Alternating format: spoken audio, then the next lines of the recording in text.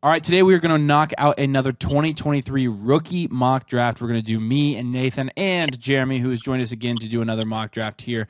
We're going to do this mock draft with landing spots. So we pulled just a random mock draft, and we're going to use that to determine how we would draft these players if hypothetically these landing spots were to come true in the real NFL draft. But first, make sure you subscribe to the channel. Make sure you like the video. We got all kinds of new rookie content, new Dynasty content coming out every single week, including these rookie mocks. We're trying to do at least 3 or 4 of them a month. So make sure you keep that subscribe button clicked and make sure you continue to watch out for rookie content here.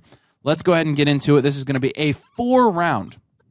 Find somewhere else that has a 4-round rookie mock draft, but this is going to be a 4-round rookie mock draft here, and it's going to get pretty interesting. It's interesting, I think. So, without further ado, I'll start with the 101. I'm going to take Bijan Robinson. In this mock draft, Bijan Robinson goes at the 128 to the Cincinnati Bengals, and honestly, I'm good with this. This would tank Joe Mixon's value. I mean, you would literally see his value plummet like you've never seen a player's values plummet before. But honestly, I don't think it would mean the end of Joe Mixon if Bijan went there, but it's a great landing spot for Bijan, being tied to Joe Burrow, being in an offense that has proven that it can produce at an elite level. They almost made a second straight Super Bowl. I'd be thrilled if Bijan went to this offense. Jeremy, I'll give you the 102. Yeah, I'll take Bryce Young at the 102, and he was also the second pick in the draft in this mock draft. Shout out Shane Hallam from Draft Countdown. Guy just absolutely grinds away 7-round mocks, so good for him. But yeah, I'll take Bryce Young here. First quarterback at the board, top 5 draft capital. I'd imagine if he goes here that the weight's not an issue or something like that. So I'll take Bryce Young. Okay, Nathan? Yeah, with the landing spot here, if Will Levis is going the 104, I'll take Will Levis 103 in Dynasty rookie drafts, even over Stroud. This is obviously him going to the Colts. We like that landing spot for anyone. Please, Colts draft a QB. Will Levis there will have plenty of weapons at the receiver position, obviously playing with Jonathan Taylor, which is a big load off of his back, and then a developing offensive line that will be better next year than it was this season. I got to go Stroud with the Panthers. That's cool. Look, I would be thrilled if I got Stroud here at the 104. That would be the greatest 104 value of all time. I do think if the draft capital reflects this, I don't blame anybody for taking Will Levis over C.J. Stroud. However, I like Stroud a lot better. I think he has a lot less question marks. I think Will Levis in particular has quite a few question marks that I'm concerned about. So with Stroud going to the Panthers, playing with Frank Reich is a really good landing spot for C.J. Stroud. If there's anybody that can develop his game, it's going to be Frank Reich. So I like the landing spot. I'll take C.J. Stroud any day at the 104. Yeah, and real quick, I know we want to keep this video kind of quick, but we did say last week that, draft capital for a quarterback is definitely something that you need to take account for. So Nathan did what we said last week was a big deal. If the quarterback is taken in the top 5, that means that he's probably going to have more than one chance to succeed. And then CJ Stroud goes 9 off the board to the Panthers in this draft. So they didn't trade up to get him. He fell into their lap at 9, but that just kind of goes to show the difference between a quarterback being taken top 5 as opposed to first round capital, top 10, sure, but it's not the same as a top 5 asset. So I thought that was a good exercise of doing what we actually said is the right thing to do, more or less, in rookie drafts. Yeah, that's a good point, Jeremy. At the 105, God, I guess I'll take Jahmyr Gibbs, first round running back here to the Philadelphia Eagles at the end of the first.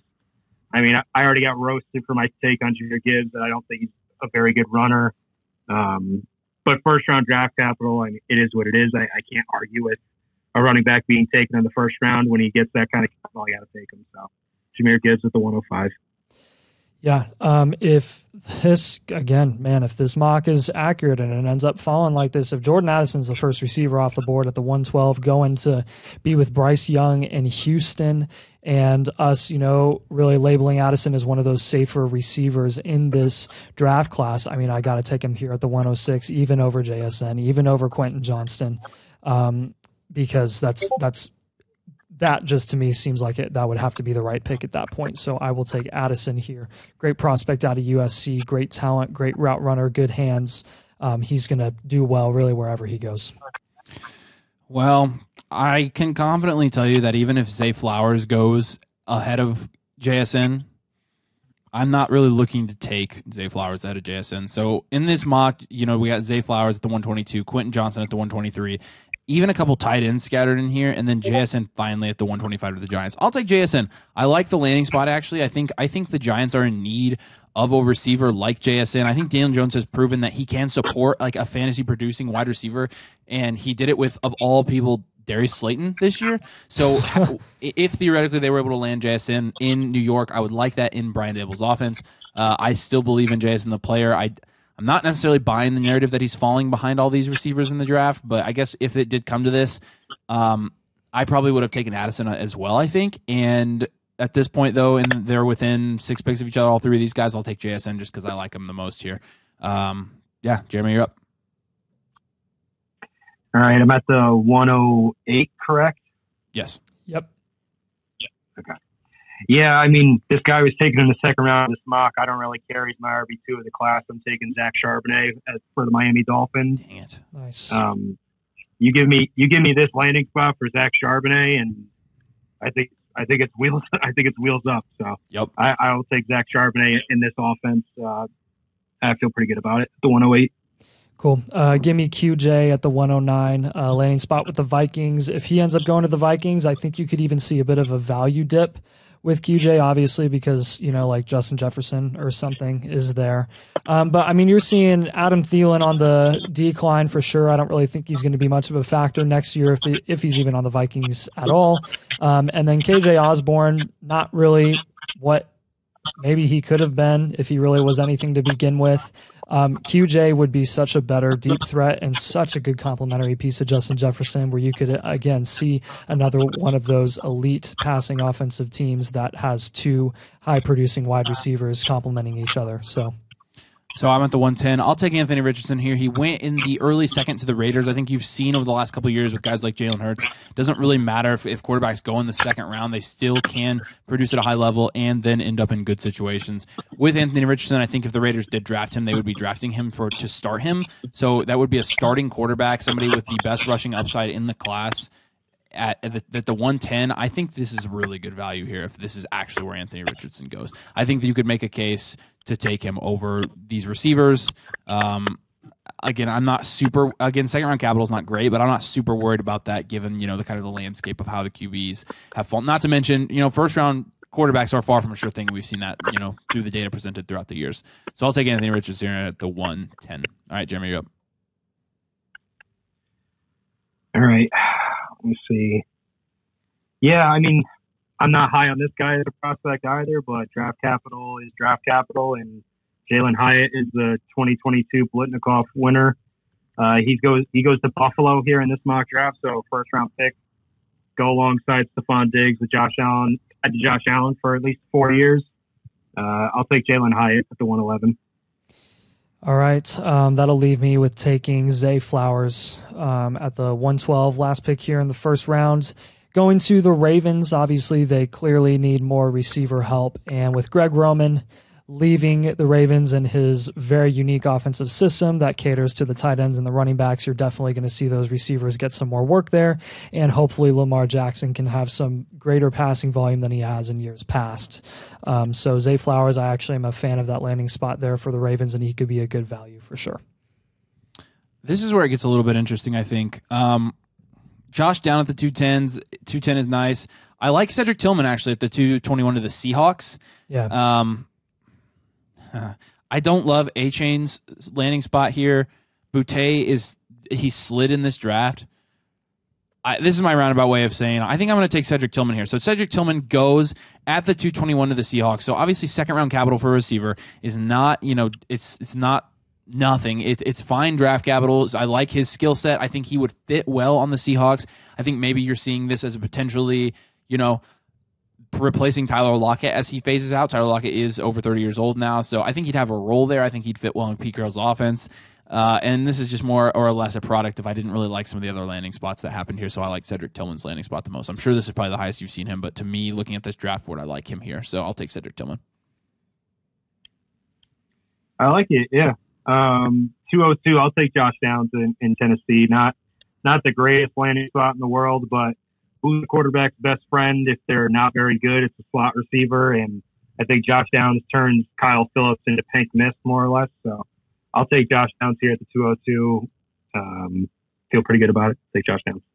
Nice. All right. And at the 203, I'll take Michael Mayer, going at the 116 to the Commanders. And, honestly, with that mid-first round draft capital for any tight ends, he's going to have that insulated value. People are going to believe in him for a long time. He's probably going to go up in value if he shows any flashes at all in the market. And that'll be a good opportunity to either, choose to hold him or ship him off for some really good assets at wide receiver and running back. So I'll take Michael Mayer there. I'll take the last rookie taken in the first round of this draft, and that's Dalton Kincaid. He went at the 124 to the Jaguars. Honestly, if Kincaid goes at the 124 and Mayer goes at the 116, and they have these landing spots where Kincaid goes to the Jaguars and Mayer goes to the Commanders, I'm going to take Kincaid over Michael Mayer. So I tied to Trevor Lawrence. Seeing what Evan Ingram did in that offense as a tight end this year, I like that situation a lot more than I like potentially, Michael Mayer going and playing with Sam Howell. I mean, there's obviously, I think the draft capital of 8 spots isn't a big enough difference for me to not just choose the landing spot preference. So I like him with Trevor Lawrence. I'll go ahead and take him here. Yeah, I think that's a good fit for Kincaid too, especially with Doug Peterson liking to use the tight ends a lot. I'm going to take my boy here, Devon Achane, at the 205. Not the best landing spot in the world, him and DeAndre Swift working with each other, but I imagine if they take Devon Achane at the 205 here, that they plan on not extending DeAndre Swift or utilizing him more as like a ground and pound running back and not utilizing him as much at the receiving position. So I'll take Devon Achane at the 205. Nice. I'm going to go, man, oh my gosh, this is tough for me.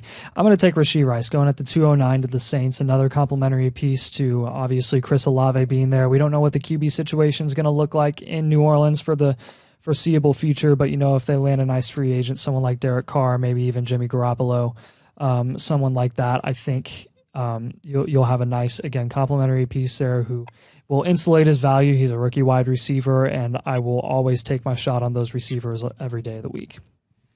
I'm going to go ahead and take Hendon Hooker here. Hendon Hooker, he was mocked at the 319 to the Bucs, and I'm getting into the late second here in a super flex draft. I'm going to grab as many of these tight ends as I can, or quarterbacks. Thanks. Quarterbacks as I can, especially, going to a team at the Buccaneers where he might have a chance to start. There's been a little bit of buzz around NFL scouts with Hendon Hooker. I'm not personally the biggest fan, but again, if he's going to this team and there's not another if Kyle Trask is the only quarterback they have when they draft Hendon Hooker, I'm going to take Hendon Hooker in the late second all day. So I don't love him personally as a player, but looking at the landing spot, not the worst draft capital. I'll take a shot on him in the late second. I think it's worth it in a super flex league. Nice. Yeah, that was where I was going with my next pick. So I'll take Zach Evans here in the third round to the Cowboys. I imagine if they're taking Zach Evans in the third round, that means they're moving on from Zeke or they're moving on from Pollard, somebody. So I like Zach Evans. I think he's gotten a lot of hate so far in the last couple of months from analysts looking at his analytical profile and him not being able to play for Ole Miss with trying to beat out Quinshon Judkins, the true freshman running back. But I like Zach Evans. I think the advancement is really good, so I'll take him here. Nice. I'll go ahead and take Kendry Miller going to the Falcons at the 312 here. And he is, if he's going here, he's obviously replacing Tyler Algier, and he is a better talent than Tyler Algier. And with the usage that Algier had in that very limited offense last season for the Falcons, I could definitely see Kendry Miller getting some real solid usage for the foreseeable future in Atlanta. So I'll take Kendry Miller. Well, I'm glad Kayshon Boutte made it back to me. I'm going to take him. Yeah. Look, the Broncos, I think it's a fine landing spot. I think Sean Payton would be creative in finding ways to use him. Obviously, you're seeing him slide this much, and you're like, well, this kind of stinks. But I think if I'm looking at Kayshon Boutte being drafted at 305 and then guys like Zach Evans and Kendry Miller going behind him in the third, I'm more likely to take the wide receiver that was selected in the third just purely based on value insulation. I believe that Boutte can maintain his value throughout his rookie year more than those guys can. I think people will be especially lenient with Boutte because he was such a hot name even just last year in Devy formats as well. So I'll take Boutte, and I think that was the 210, right? And I'll really hope that Butte actually does something with Russell Wilson, and Russell Wilson can actually get him the ball. So yeah. All right, I'm taking one of our sleepers from our sleeper episode. I'm going to go Tajay Spears here at the 211 from landing in Arizona. I imagine that James Conner is on his last life, whether that's this offseason if he goes or if he sticks it out for one more year. Either way, I think Tajay Spears comes in and splits the work with James Conner. If this is the landing spot for him and he's fresh and he provides something that James Conner doesn't really provide in the running game. So I like to fit with Tajay Spears next to Kyler Murray, and pretty happy with the 211 with Tajay Spears. All right. I will go. I'm gonna go with Sean Tucker. Going at the 401 to Chicago. We really don't know what the running back room is going to look like there in Chicago. If they're going to re-sign Montgomery, I don't really think it means that much if they do or if they let him go, and they don't have much draft capital investment in Khalil Herbert. So if you have Sean Tucker there going into Chicago, he's younger. He's going to be starting out on that rookie deal. He has higher draft capital than Khalil Herbert does. You could see him getting running back 1 carries in that offense, so I'll take him. I'll go ahead and take Izzy Abonaconda here. Going at the 402 to Houston, I'm very confident he can beat out Dameon Pierce for that spot. I like his skill set. There are some other receivers here that I'd like to take that went in round 2 and 3. But I'll take Izzy Abonaconda just purely because he's a sleeper. I like him. Now we're into the 3rd round, so it doesn't really. There's a lot, low risk at this point. So. Yep. Yeah, people are probably going to kill us for this guy being available at the 302. I'll take Tank Bigsby going to Baltimore. Gross. In the 3rd round. Not the greatest landing spot given that he's going to have to compete with J.K. Dobbins. But, again, I imagine they're probably going to end up taking a guy in day 2 there in Baltimore, maybe early day 3. But the draft capital kind of speaks for itself. But, I mean, J.K. Dobbins is also a day 2 pick. So I like getting Tank Bigsby here, day 2 running back in the 3rd round. So I'll take him. Yeah, let's not forget about Tyler Scott here going in the 2nd round to the Patriots. Not a very great landing spot that we like to see, but they actually have a real offensive coordinator now, bringing in Bill O'Brien from Alabama, the former GM and head coach of the Texans. This guy is kind of up and coming, a prospect out of Cincinnati. And he could definitely be moving up draft boards in no time if he gets this sort of draft capital and a better landing spot than the Patriots. This is tough. I'm going to have to go back into round 2 and grab Darnell Washington, a tight end out of Georgia. I don't know why you didn't take this guy. He's a 6'7" tight end. I'm surprised you're not talking about his thighs and everything. But, I think that at this point in the early 3rd, I'll just go off the draft capital. I'll take. He went to the Panthers. I thought that said Patriots. Still, they don't have a tight end. He could easily. I mean, if they're really drafting a tight end here in the early 2nd round of the NFL draft, I'm assuming he's going to be their go-to tight end guy. Playing with in this hypothetical situation, C.J. Stroud and with Frank Reich, I like it. So I'll swing back in and take Darnell Washington. Nice. All right, at this point, there's a bunch of different directions I can go. Obviously, just going to go purely off of draft capital, and I like this guy as a player as well. Roschon Johnson to the Jaguars. If they make this pick, I imagine this means that they want to incorporate ETN into the passing game more, which they weren't really able to do once he took over that bell cow workload. So if they get Roschon Johnson, maybe they're utilizing him on early downs more, and ETN gets a lot more of that passing down work to make him a little more fantasy relevant. But I like Roschon Johnson here in the middle of the 3rd round. Nice. Give me Xavier Hutchinson. Just talked about him in our sleepers episode here on rookies. He's a nice prospect coming out of Iowa State, has shown some flashes, very athletic. He's made some impressive catches in the past. He has some nice separation to go get that ball, especially in the red zone and on the sidelines. Very, very great target share at Iowa State. Clearly the dominant receiver there. We'll see how an NFL team wants to develop him professionally and see if he can dominate in the NFL as well. So I'm going to take Charlie Jones here. I obviously Indiana college prospect out of Purdue. I think this is somebody who could also be a sleeper. I think this is somebody that we could have included in our sleepers episode but did not. The problem I have with him in this particular draft is that he goes to the Steelers, which really doesn't do a whole lot for me in terms of liking his landing spot. But again, here in the mid-third, I'll take a shot on somebody I like. I'll take Charlie Jones.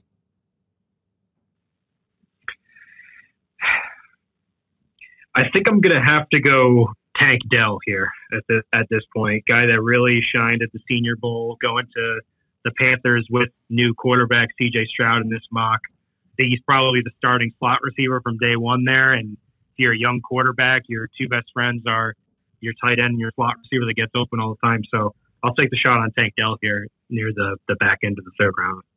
Nice. I'm going to go with my man Marvin Mims to Jacksonville. Obviously, that looks like a crowded receiving room, but man, if anyone can develop a young receiver prospect there, and if Calvin Ridley doesn't work out in Jacksonville, you have Mims tied to an elite producing QB in Trevor Lawrence. So really like the tools that Mims had coming out of Oklahoma in college, and would be really excited to see what he could do in an offense like that. I'll take Sam Laporta. I mean, he's coming out of tight end U at Iowa, going to the Packers, which I think would be a fine landing spot for any tight end in this class. And I think if he went there, that he would be the tight end one over Robert Tonyan. So I'm not sure about if Aaron Rodgers is playing there or not, but regardless, I'll go ahead and just take him right here. All right, I think the fall for Luke Musgrave ends here. Second round pick at the tight end position. I know he goes to Philadelphia, where Dallas Goedert is currently located. But like I mentioned in the previous video, this is exactly what the Eagles did when they had Zach Ertz already on the roster and drafted Dallas Goedert. I think this is more of a plan for the future. You may not be starting Luke Musgrave day one for your dynasty team, but you're also using a late third round pick on him. So I'll take Luke Musgrave here. Nice. I'm going to go with Kenny McIntosh here. He obviously didn't have some super crazy production in Georgia as a college prospect, but man, his cut ability and some of his explosiveness on the ground as a running back has been really impressive. He's just going to have to up his 40 time big time to get that round 3 draft capital. He's going the late third here in this mock, so I'll take my shot on him. I think I'm going to take Tucker Kraft here. Another team in the Texans without a clear tight end one. I'll take my shot that he's going to go there and get early reps as a rookie, and then his value is going to go way up and I can sell him. So at this point, I'm looking at him, and I like these tight ends here late, so I'll take Tucker Kraft. Nice. We into the fourth now? Yes, yeah. That was the 401. That was the 401. Okay. All right, 402. I'll take Eric Gray here. Okay. Going to Denver in the 5th round. Not the greatest draft capital in the world, but with Sean Payton going there now as a head coach and him bringing in his offensive system, I think there's a good possibility that we could see, Javonte Williams coming off that ACL still. That Eric Gray is going to get some of the receiving workload, and that should bolster his value. So I think at the 402, I like that for Eric Gray.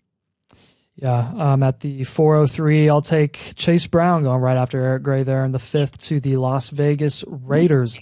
I know we had this story last season with Zamir White going in the 4th round. Everyone's saying Zamir White is greater than Josh Jacobs because he got more carries in the Hall of Fame game than Jacobs did.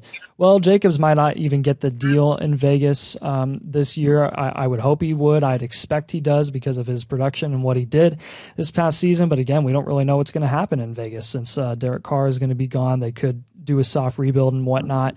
Chase Brown could get some opportunities there. I'll take my shot on him there in the 4th. I am going to take Raheem Jarrett. He's mocked to Atlanta in the 5th round of this. So obviously not great draft capital for Raheem Jarrett, but at this point, nobody's got great draft capital for drafting in the 5th round. So with Raheem Jarrett, I mean, I think he showed some promise. I think he has some tools to be a good wide receiver in the NFL. It's just a hat. I mean, these are just dart throws at this point, and Raheem Jarrett was a guy that's gotten a lot of attention so far early in the draft process, so I'll take Raheem Jarrett here. Yep. I love it. 405, I'm going Deuce Vaughn, Kansas City Chiefs. Nice. Talked about it in our other rookie mock probably a couple months ago that say Deuce Vaughn ends up as like a day 2 pick to the Kansas City Chiefs. He's probably like a middle of the 2nd round pick. In rookie drafts, that's not the case here. He's a day 3 pick, but either way, Jerick McKinnon's 30 years old. I would like to think that if they're taking Deuce Vaughn here in the 5th, that's the role that they envision him fulfilling. So I'll take Deuce Vaughn with the dart throw here in the middle of the 5th. The middle of the 4th. Yeah, I'm going to take Puka Nacua here. We just talked about him again. Another one of those sleepers that we've got in our rookie sleeper video. Guy coming out of BYU, the alpha receiver there, has a lot of really intriguing tools for any NFL team that wants to even use him as a running back, sort of kind of like a dual threat Deebo Samuel type guy, potentially with the contested catch upside and the big play ability. I'll take Puka here, middle of the 4th, going to Cleveland, tied to Deshaun Watson in that long-term deal. Good landing spot. Man, it's getting fuzzy down here. Very, very. I think I am going to go with Tanner McKee. So Tanner McKee, again, Superflex League. He went to New Orleans. My hope with Tanner McKee drafting him here would be that Jameis doesn't start the whole season and Tanner McKee somehow ends up getting rookie reps, and I can sell him for a lot more than what I drafted him for. So purely a Superflex draft. Nice. All right. I don't like this guy as a prospect. At the 408, I'll take A.T. Perry. He got day 2 draft capital to the Kansas City Chiefs. Not really much to add on A.T. Perry. I don't think he's very good. He was supposed to be 6'5". He played at the East West Shrine Bowl. He measured in at 6'3". I think he came in at like 200 pounds too, so he's not exactly a big guy. But given the state of their wide receiving depth chart, I guess A.T. Perry's as good of a dart throw as any. Yeah. At the where are we now? The 409. I'll take Stetson Bennett, late 4th round. Mock to Tampa Bay. We don't know what the QB situation is going to look like. He has a bunch of college experience. I don't think he'll do anything in the NFL, but hey, look what Brock Purdy did, put in the right situation, and all of a sudden he was a relevant starting QB in the NFL. So Stetson Bennett, super flex leagues and Dynasty, you gotta shoot your shot there at the end of the 4th. I'm really just glad that you took my last pick because I was going to take him just for the memes. I don't even know what the odds are that he gets drafted at this point, but whatever. I'll take Jonathan Mingo since he went to the Colts. That's literally the only reason.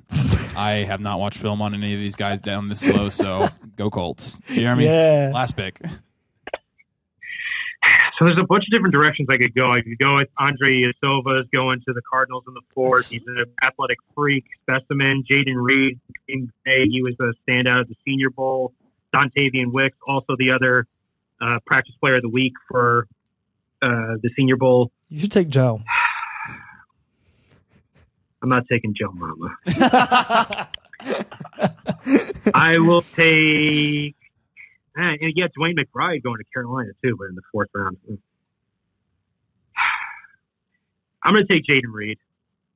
Give me Jaden Reed. I don't know if he should have been here this late, but with day 3 capital going to Green Bay, not knowing if Aaron Rodgers is going to be there long term, it's a lot of question marks. But I like what I saw from the Senior Bowl out of Jaden Reed, so I'll take him. Nice. There's only one guy left from the 3rd round that we haven't taken. I'll take Luke Schumacher or whatever, going to the Dolphins, 321. I literally if Gesicki's out, I mean that is true. It is something. He'll have some market value boost there for sure. So I'll take him at the 412. Find you another Dynasty channel that does a 448 rookie picks in February. We are the best. I mean, we're insane. Jeremy, I love at the end of the 4th. Like, there's a couple different directions I could go, and I'm literally like looking at the list of players, and I'm like, who the heck is that? So we don't expect you to know all these guys, but this is just a really deep mock draft early in the process. We hope you enjoyed that content, and let us know what you think of some of these later round guys, especially, or if you even know who they are. So make sure you like the video, make sure you subscribe to the channel. We got all kinds of new Dynasty and fantasy content coming out every single week during the offseason, including the most in-depth 4 rounds in-depth rookie content that you can find. So make sure you subscribe for that reason. Make sure you check out our locals page. All of our exclusive content is there. As always, we appreciate you guys listening. Thanks for joining us, and we'll see you later.